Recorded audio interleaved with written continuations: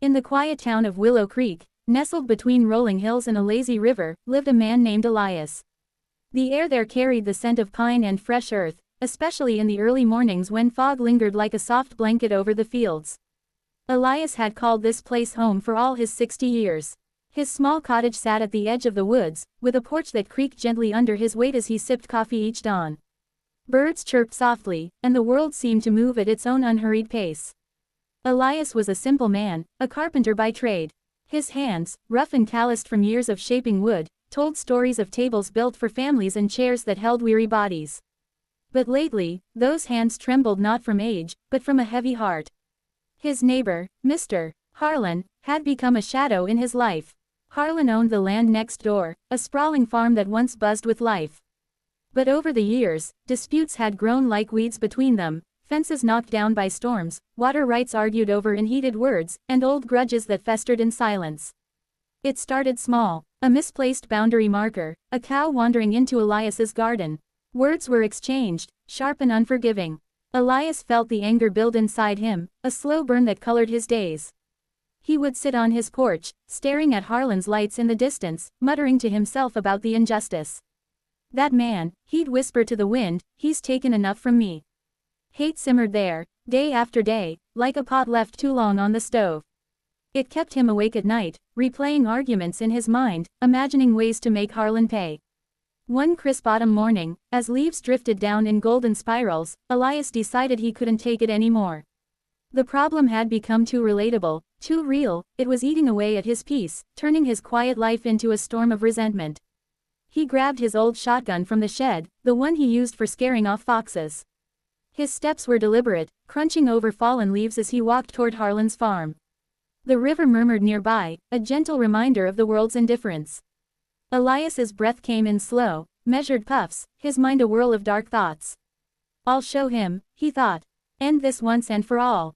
As he approached the fence line, the air grew cooler, carrying the faint smell of smoke from Harlan's chimney. Elias paused, his finger hovering near the trigger.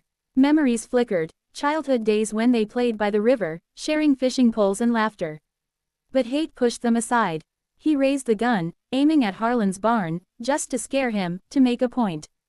Then, a sound broke the stillness. A soft cry, like a child's whimper, coming from the woods. Elias lowered the gun, his heart skipping. He turned, following the noise through the underbrush. Branches brushed his arms gently, leaves rustling underfoot. There, tangled in a thicket of brambles, was a small dog, a scruffy pup with wide, frightened eyes. Its fur was matted, one leg caught in thorns, bleeding slightly. The animal looked up at him, whining softly, its tail giving a weak wag despite the pain. Elias knelt down, the shotgun forgotten on the ground. Easy there, he murmured, his voice calm and steady, like coaxing wood into shape. He worked slowly, entangling the thorns one by one, his rough hands surprisingly gentle. The pup licked his fingers, trusting in that moment of vulnerability. As he freed it, carrying the little creature back to his cottage, a gentle twist unfolded in his chest.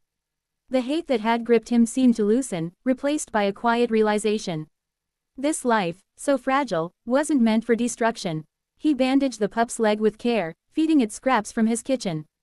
Naming it Bondi, after a distant beach he'd read about in books, a place of waves and peace.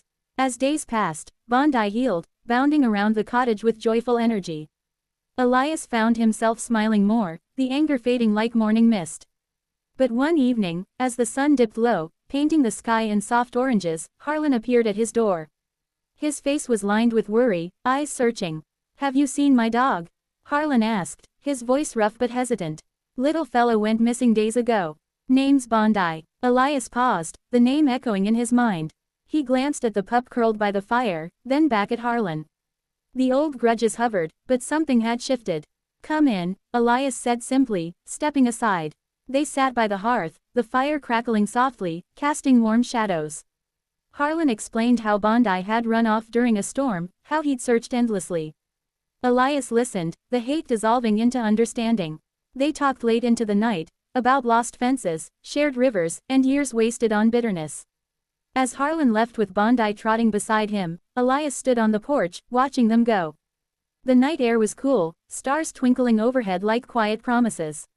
"You can hate all day long," Elias whispered to himself, echoing a thought that had crystallized in that moment, but you can't do this, can't destroy what connects us.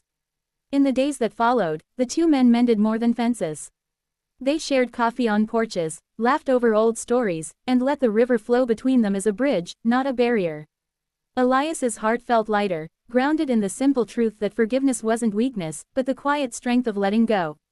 The town of Willow Creek carried on, its slow rhythm a comfort, and Elias slept soundly, the woods whispering peace.